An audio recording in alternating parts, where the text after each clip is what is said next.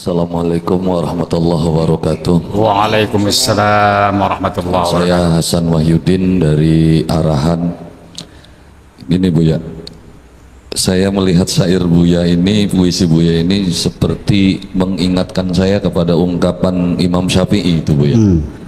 Imam Syafi'i pernah mengatakan da'il ayyam taf'alu ma tasya' wa tib nafsan idha hakamal qada wa la tajza' li hadisatil layali wa mal li hawadisid dunya baqa. Ya, jadi apa yang lalu biarlah berlalu gitu Bu ya. Jadi seolah-olah ada kesan moralnya di sini itu Bu ya. Seperti ada apa ya, untuk mencari jati diri gitu Bu ya.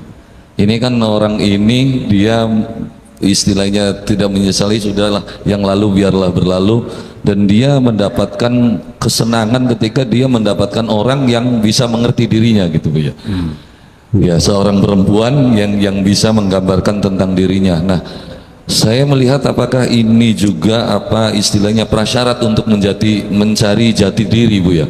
Karena saya melihat di sini ada apa istilahnya rekonsiliasi besar ketika dia harus memaafkan orang yang bersalah kepada dirinya, kemudian juga apa istilahnya membiasakan diri dengan sesuatu yang pahit sehingga yang pahit itu menjadi sesuatu yang manis di dalam kehidupan Bu ya. Iya. Apakah ini juga menjadi syarat-syarat untuk menemukan jati diri gitu Bu ya? Iya. Begini, tadi saya katakan ini ada filosofisnya begini. Ini psikologi balas dendam ya. Memang banyak orang yang kepengen balas dendam, dan itu ada kadang-kadang nyangkut dengan teks agama, al-ainu bil aini wal anful bil anfi wal udhunu bil udhuni. Mata dibayar mata, hidung dibayar hidung, telinga dibayar telinga. Itu kan seperti itu. Tapi kan nyatanya bukan seperti itu. Bahwa ketika Anda ingin membalas dendam, itu artinya Anda ingin mendapatkan kesenangan, ingin mengobati luka hatimu. Oke? Pukul-pukul lagi ya. Nah, setelah Anda membalas dendam, ini akan menimbulkan secara impulsif dendaman berikutnya. Orang itu dendam lagi dan ujungnya tidak akan pernah selesai. Bagaimana kita akan bisa menghilangkan kejahatan di dunia kalau kejahatan harus dibalas dengan kejahatan lagi? Itu satu. Kemudian kesenangan yang ingin kamu capaikan hanya sekedar ingin mengobati luka hatimu. Ya memang kamu dendam, bayar dan pukul-pukul lagi. Setelah itu kamu merasa plong kan, senang. Tapi kan sementara. Kalau kamu ingin kesenangan sementara, silahkan balas dendam. Tapi kalau kamu ingin kesenangan yang abadi, sebaiknya engkau ampuni saja kesalahan orang lain itu. Iya. Luar biasa. Lah iya. Saya kira itu pesan moral saya kan gitu. Tapi kalau Anda memilih pengen senang sementara, silakan balas dendam. Tapi setelah itu apa yang kau nikmati?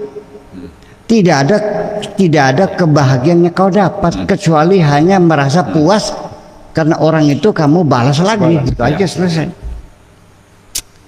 Tetapi ketika kita mengampuninya, di balik kita mengampuni orang lain, Allah tidak menunggu hari kiamat ya.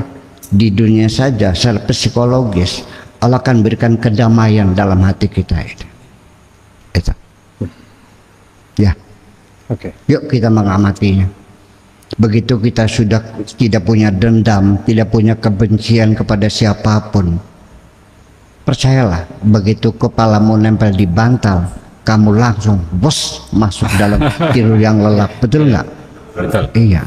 Tapi memang sulit Bu ya. Memang sulit untuk bisa menghilangkan dendam dan kebencian. Umumnya orang bisa berbuat baik kepada orang lain yang berbuat baik kepada kita. Tetapi kita sulit berbuat baik kepada orang yang jahat kepada kita. Pada umumnya. Nah ini saya kira perlu kiat-kiatnya ini Bu ya. Ya memanglah itu kan nanti juga begini, ketika kita berbuat baik pun itu kan ada kriteria dan kualitas kebaikan. Ketika kita berbuat baik kepada orang yang tidak pernah kita kenal, itu levelnya beda. Orang yang kita tolong karena ada hubungan persaudaraan, itu ceritanya lain lagi. Kita menolong orang yang dulu dia pernah menolong kita, pernah berbuat baik, itu ceritanya lain lagi. Dan kita menolong orang yang dulu pernah menjahati kita, itu lain lagi. Mana yang paling hebat? Yaitu ketika kita mampu untuk tidak lagi melihat kejahatan orang lain. Ya, aku berbuat nggak ada urusan, itu dosa-dosanya dia. Yang penting dia lagi susah, aku bantu juga, nggak ada urusan. Nah, sehingga di mana letaknya keikhlasan akan teruji dari sampel-sampel ini. Ketika engkau melihat seseorang yang tidak kamu kenal, kamu bantu, itu hanya didorong oleh kamu merasa kasihan. Orang itu sedang susah. Ketika yang datang itu adalah saudaramu, kamu menolongnya didorong oleh karena kerasa belenak. Tetapi ketika engkau menolong orang yang dulu pernah berbuat baik, yang engkau berkebaikanmu didorong untuk ingin membalas budi kebaikan orang lain, tetapi ketika yang kau tolong orang yang menjahati kamu, baru saya yakin bahwa Anda berbuat untuk Allah semuanya.